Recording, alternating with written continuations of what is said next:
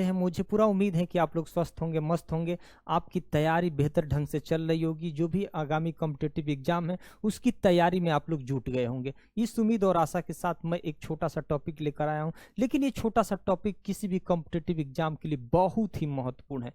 यह वायुमंडल की जो परत होती है उसकी हम चर्चा करेंगे कि कितनी परतें होती हैं और प्रत्येक परत की क्या क्या खास बात होती है। इनसे जुड़े हुए बहुत सारे प्रश्न बनते हैं और इसकी भी हम चर्चा करेंगे कि धरातल से ऊपर जाने पर टेम्परेचर में क्या प्रभाव पड़ता है, धरातल से नीचे जाने पर टेम्परेचर में क्या प्रभाव पड़ता है, इसकी भी चर्चा करेंगे। हमारे साथ इस वीडियो में बने रहें। ध्यान दीजिएगा, हमने कहा कि यह जमीन है जिस पर हम लोग रहते हैं, या पेड़ पौधे जीव जंतु वगैरह सारी चीजें रहते हैं।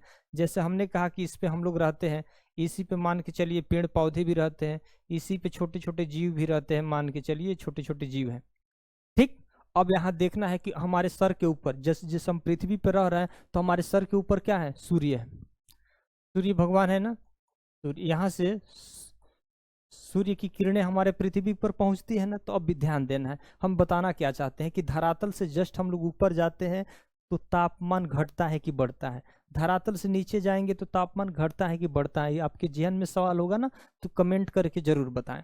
ध्यान दीजिएगा, पहली बात है कि जैसे मान के चलिए पृथ्वी पर हम यहाँ है ना, तो मान के चलिए यहाँ पर 30 डिग्री टेम्परेचर है। कितना डिग्री, 30 डिग्री टेम्परेचर है। जैसे ही पृथ्वी से हम लोग 1 किलोमीटर ऊपर जाते हैं, 1 किलोमीटर ऊपर जाएंगे, अगर मान के चलिए हम लोग यहाँ पे हो गए, 1 किलोमीटर जाएंगे और यहाँ पर आके हम लोग खड़े हो गए, तो क्या होगा, तो निश्चित है टेम्परेचर बढ़ेगा कि घटेगा, क्योंकि ये भी देखना है कि सूर्य भगवान ऊपर है। तो बहुत लोगों के जहन में होगा कि सर यहाँ पे मान के चलिए 30 डिग्री टेम्परेचर होगा, हम सूर्य भगवान के और नज़दीक जाएंगे तो टेम्परेचर बढ़ेगा ही ना। नहीं, ऐसा कुछ नहीं है, टेम्परेचर घटेगा। 1 किलोमीटर जाने पर, 1 किलोमीटर जाने पे 6.5 डिग्री सेल्सियस क्या होता है, कम हो जाता है। 6.5 डिग्री टेम्परेचर कम हो जाएगा। बताइए, यहाँ पर धरती पर 30 डिग्री है तो वहाँ पे 6.5 कम कर देंगे तो कितना बचेगा, 24 36, 23.5 डिग्री बचेगा। यानी यहाँ पर हमें 23.5 डिग्री टेम्परेचर का ही सामना करना पड़ेगा। आश्चर्यचकित हो रहा है ना कि ऐसे कैसे हो सकता है। अब इसके पीछे भी का भी अगर रीजन जानना चाहेंगे तो हम इस यहाँ पे बताएंगे कि आखिर क्यों टेम्परेचर कम होता है। पहली बात है कि इस लेयर को पढ़ेंगे तब जाके क्लियर होगा। हम यहाँ इसका डाउट यहाँ क्लियर हम करेंगे। ध्यान दीजिएगा, पहले तो ये समझिए कि 165 किलोमीटर पे 6.5 डिग्री टेम्परेचर कम होता है। लेकिन अगर 1 डिग्री टेम्परेचर 165 मीटर जस्ट ऊपर जाएंगे तो क्या होगा, 1 डिग्री टेम्परेचर क्या हो जाएगा, कम हो जाएगा। क्लियर। उसी तरह से 1 किलोमीटर ऊपर जाएंगे तो 6.5 डिग्री टेम्परेचर कम होता है, और 165 मीटर जाएंगे तो 1 डिग्री टेम्परेचर कम होगा। 165 का दुगना जाएंगे तो 2 डिग्री टेम्परेचर कम होगा। इसी तरह से कम होता जाता है। लेकिन यह प्रक्रिया ऐसा नहीं है कि सूर्य के नज़दीक पहुंच गए तो टेम्परेचर ही कम होगा। नहीं, सूर्य के बहुत कोसों दूर ही आप भस्म हो जाएंगे, एक निश्चित मंडल तक। जो मध्य मंडल आप देखे होंगे ना, यहाँ पढ़ेंगे, ये मध्य मंडल, यहाँ इसका टेम्परेचर -100 डिग्री होता है जी। इसके बाद टेम्परेचर क्या होता है, ऊपर जाने के बाद बढ़ने लगता है। ये नहीं है कि हम सूर्य के नज़दीक चले जाएं तो भी सूर्य भगवान कहेंगे क्या हो, हम तुम्हारा स्वागत करते हैं। ऐसा कुछ नहीं, स्वागत करने लायक भी नहीं बचोगे, खाक हो जाओगे। ठीक, ये सारी चीजें होती हैं। एक निश्चित मंडल तक ही क्या होता है, टेम्परेचर घटता है, उसके बाद पुनः बढ़ने लगता है। अब हमने क्या देखा, इसकी चर्चा कर लेते हैं। हमने यह देखा कि धरातल से 165 मीटर ऊपर जाने पर 1 डिग्री टेम्परेचर क्या होता है, कम होता है। अगर धरातल से 1 किलोमीटर चले गए तो 6.5 डिग्री टेम्परेचर क्या हो जाएगा, कम हो गया। 2 किलोमीटर चले गए तो उसके दुगना कम हो गया। यही हम लोगों ने देखा। लेकिन यह कहाँ तक कम होता है, सिर्फ मध्य मंडल तक कम होता है, क्योंकि मध्य मंडल का टेम्परेचर कितना होता है, -100 डिग्री में होता है। 100 डिग्री में होता है टेम्परेचर। ठीक, उसके बाद बढ़ने लगता है। उसके बाद ही हम ऊपर की तो चर्चा कर ली, अब नीचे की चर्चा करते हैं कि भाई जमीन खोद के अगर मान लो कि नीचे जाना पड़े तो फिर क्या होगा टेम्परेचर में। तो ध्यान रखिएगा, जमीन की खुदाई करके 32 मीटर नीचे जाएंगे तो 32 मीटर नीचे जाएंगे तो ध्यान रखिएगा 1 डिग्री टेम्परेचर क्या होगा, 1 डिग्री टेम्परेचर क्या होगा, बढ़ेगा। क्लियर। अब यहाँ क्या होगा, बढ़ेगा। यानी जमीन के अंदर जाएंगे तो कभी भी आप देखिएगा कि किसी कुएं वगैरह में अगर आप प्रवेश कर जाते हैं तो निश्चित ही आपको उमस जैसा महसूस होने लगता है, गर्मी जैसे महसूस होने लगता है। क्यों? अब ये आपको आभास हो गया होगा कि नहीं, जमीन के अंदर जाने पर टेम्परेचर क्या होगा, बढ़ेगा। अगर मान के चलिए यहाँ पर धरातल पे 30 डिग्री टेम्परेचर था, तो 32 मीटर नीचे खुदाई करके गए तो आपको 31 डिग्री टेम्परेचर का सामना करना पड़ेगा। वही अगर 64 मीटर खुदाई हुआ तो 32 डिग्री टेम्परेचर का सामना करना पड़ जाएगा। यही सारी चीजें हैं। मुझे उम्मीद है कि आप लोग इस चीज को समझ गए होंगे कि आप धरातल से 32 मीटर नीचे जाएंगे तो 1 डिग्री टेम्परेचर बढ़ेगा, उसके दुगना जितना जाना है उसके अकॉर्डिंग आपको टेम्परेचर क्या करना है, बढ़ाते जाना है। ये बहुत बार ये प्रश्न पूछे गए हैं कि धरातल से कितने मीटर ऊपर जाने पर 1 डिग्री टेम्परेचर बढ़ता है, या 165 मीटर जाने पर कितने डिग्री टेम्परेचर बढ़ता है, या 1 डिग्री टेम्परेचर बढ़ने में 1 डिग्री टेम्परेचर बढ़ता है तो कितने मीटर जाने पर बढ़ता है। ये सारी चीज़ें प्रश्न बनता है जी, आप इसको हल्के में नहीं लेना है। ये बहुत छोटा प्रश्न है लेकिन बहुत ही महत्वपूर्ण है। अब यहाँ हम थोड़ी सी चर्चा कर लेते हैं। ये जिस चीज़ को हम इस डायग्राम के माध्यम से समझेंगे कि वायुमंडल की परत भाई क्यों बढ़ती है, हम ऊपर गए, सूर्य भगवान के नज़दीक जा रहा है और ऊंचाई पे जा रहे हैं, टेम्परेचर घटता जा रहा है, ये समस्या है ना। तो यहाँ पे हम बताएंगे आपको। पहली बात है, देखिए पृथ्वी के कुछ मंडल वगैरह है, इसकी चर्चा कर देते हैं। ट्रोपोस्फेयर मतलब क्या बोलते हैं, क्षोभ मंडल, आप पढ़े होंगे। क्षोभ मंडल, क्षोभ मंडल आप जानते होंगे। इसको क्या बोलते हैं, समताप मंडल, समताप मंडल बोलते हैं। इसको क्या बोलते हैं, मध्य मंडल, मध्य मंडल बोलते हैं। इसको क्या बोलते हैं, आयन मंडल, आयन मंडल बोलते हैं। इसको क्या बोलते हैं, वाह्य मंडल, वाह्य मंडल, वायुमंडल बोलते हैं। क्लियर?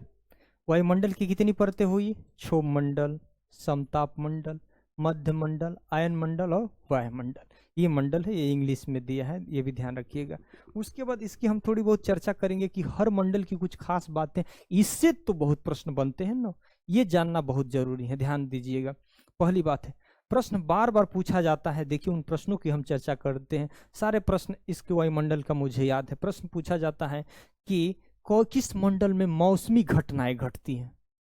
बार बार प्रश्न पूछा जाता है कि किस मंडल में मौसमी घटनाएं घटती हैं, बताइए। मौसमी घटनाएं क्या क्या हो सकती हैं भाई, बारिश आएंगे, ओला पड़ेंगे, कोहरा होंगे, ओस पड़ेंगे, शीत पड़ेंगे, तूफान आएंगे। यह सारी चीजें जो होंगी किस मंडल में, क्षोभ मंडल में। बरसात वगैरह से लेके ये सारी चीजें, पहले हम लोग सोचते थे कि भगवान ऊपर है, टोटी खोल देते हैं और बारिश होने लगती है, ऐसा कुछ नहीं है। इसी मंडल में मात्र पृथ्वी के जमीन से लेकर लगभग औसतन 18 किलोमीटर ऊपर तक, कितना, 18 किलोमीटर ऊपर तक ही सारी मौसमी घटनाएं घटती हैं। जो भी शीत, कोहरा, ओस, ओलावृष्टि से लेकर आपका धूल, धुआं, सारी चीजें इस क्षोभ मंडल के अंतर्गत ही होता है। अब यहां ध्यान रखना है कि अब एक बात बताइए, धरातल तो यहां है, ये पहाड़ देख रहे हैं ना, एक और चीज बारीकी को समझ लीजिए, पहाड़ है, पहाड़ है ना, और यहाँ पे बर्फ जमी है।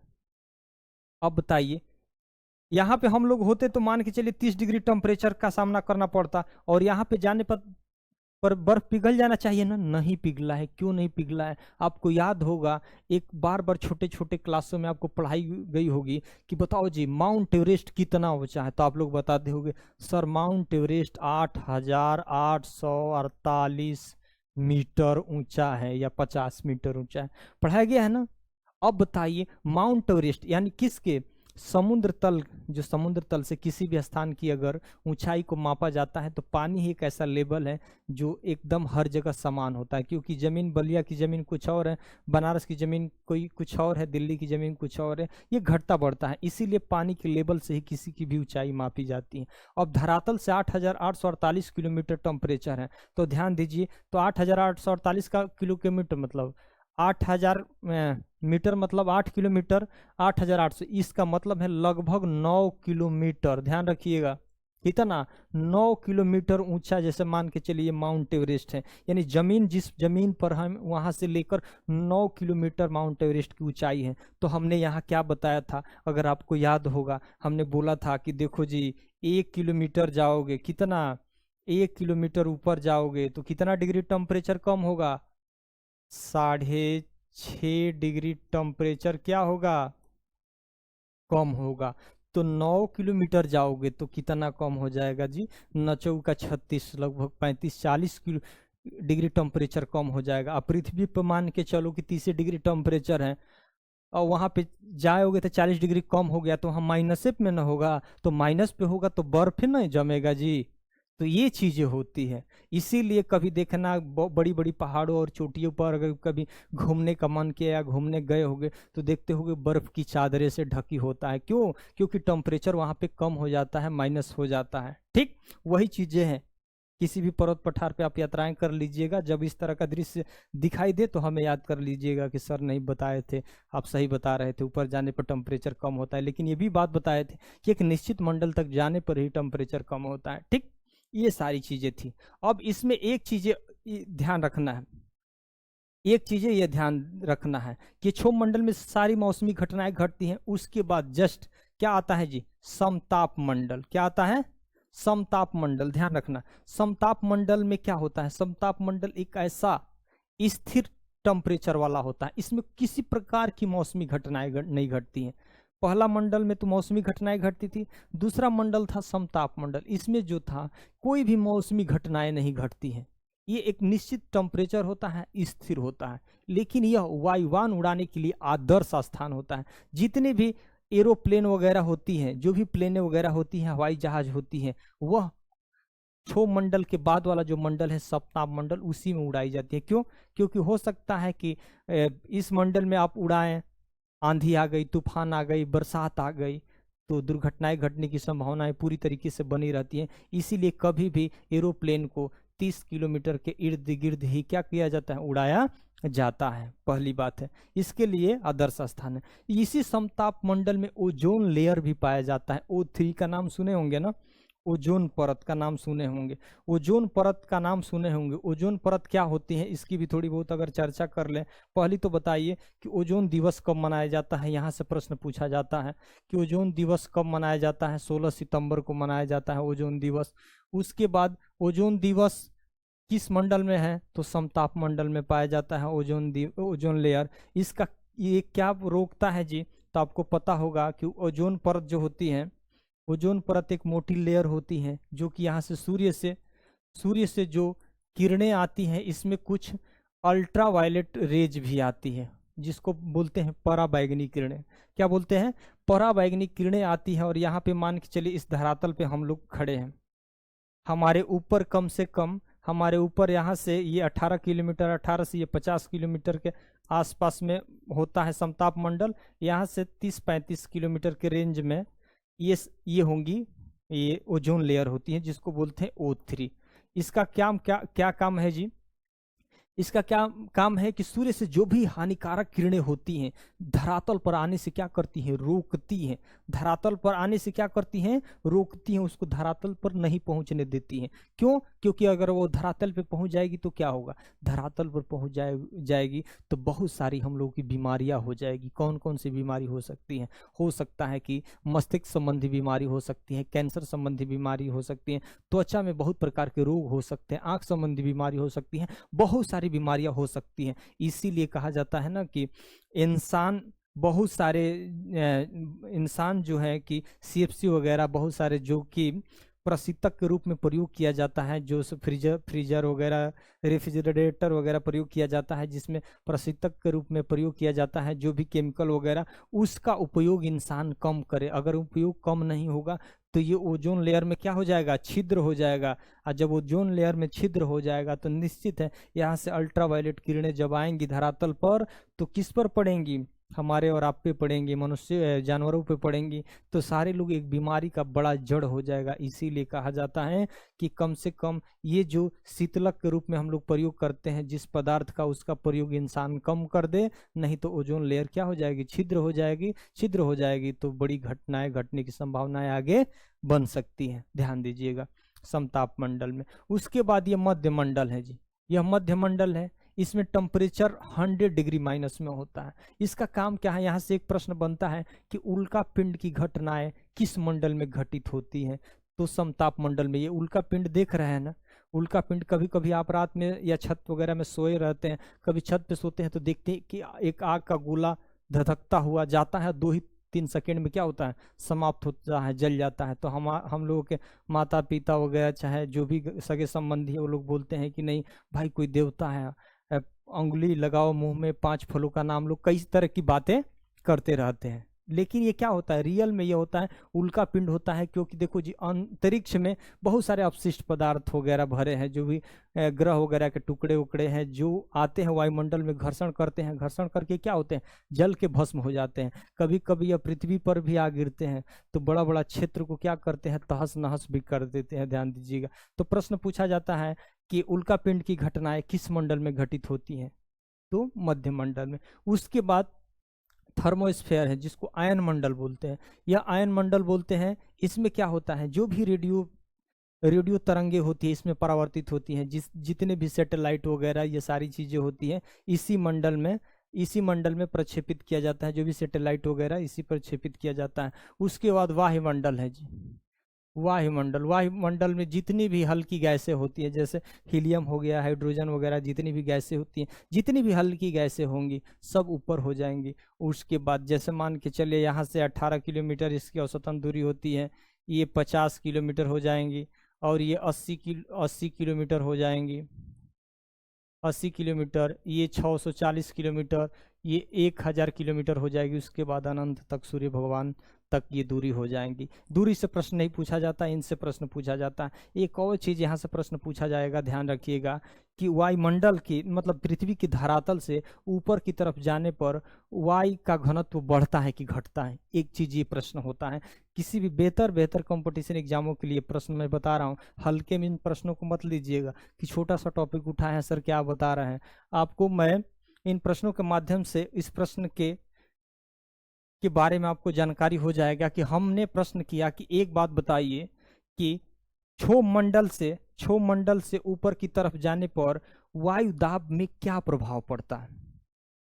यानी वायु दाब घटती है या बढ़ती है। घटने बढ़ने का मतलब है कि उसकी डेंसिटी मतलब उसका घनत्व बढ़ता है कि घटता है। तो ध्यान दीजिएगा, जितनी भी भारी गैसें होती हैं, भारी गैसें में कार्बन डाइऑक्साइड, नाइट्रोजन, ऑक्सीजन, ये सब भारी गैसें होती हैं जी। यह भारी गैसें होती हैं तो जो धरातल के निचली सतह पर होती हैं। जितनी भी हल्की गैसें होती हैं वो क्या वहाँ होती हैं, ऊपर होती हैं। तो ये एक बड़ा गैसों का जाल होता है। यह गैसों का क्या होता है, जाल होता है। और गैसों का जाल होता है, इसीलिए धरातल से ऊपर की तरफ जाने पर वायु दाब यानी वायु दाब की डेंसिटी में क्या होता है, कमी होती जाती है। जैसे ही ऊपर से हम नीचे की तरफ जाते हैं तो वायु दाब में क्या होता है, डेंसिटी उसका घनत्व क्या होता है, अधिक होने लगता है। और एक और यहाँ से प्रश्न बनता है कि आप उन प्रश्नों को भी हम चर्चा कर दें कि बताइए शीत ऋतु में वायु दाब घटता है कि बढ़ता है, या ग्रीष्म ऋतु में वायु दाब घटता है कि बढ़ता है, इसकी भी जानकारी आपको करना होगा। तो बताइए शीत ऋतु में,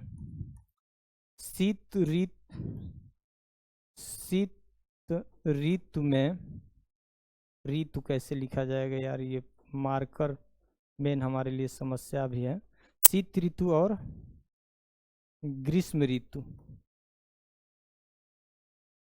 शीत ऋतु और ग्रीष्म ऋतु में आपको बताना है कि वायु दाब और ग्रीष्म ऋतु में वायु दाब, शीत ऋतु में और ग्रीष्म ऋतु में वायु दाब में क्या प्रभाव पड़ता है। अगर हम पूछे कि जाड़े के महीना होगा तो उसमें शीत ऋतु में वायु दाब बढ़ेगा कि घटेगा, तो हम एक और इससे पहले वीडियो बनाए होंगे तो आपको मैं याद दिला दूं कि शीत ऋतु में जो भी ठंडी हवाएं होती है, ध्यान रखना, शीत ऋतु में ठंडी हवाएं होंगी ना, तो ठंडी हवाएं क्या होती है, भारी होती हैं तो हमारे सर के ऊपर वो दबाव बनाती हैं, प्रेशर बनाती हैं। तो ध्यान दीजिएगा शीत ऋतु में वायु दाब क्या होगा, बढ़ेगा। शीत ऋतु में वायुदाब क्या होगा, बढ़ेगा।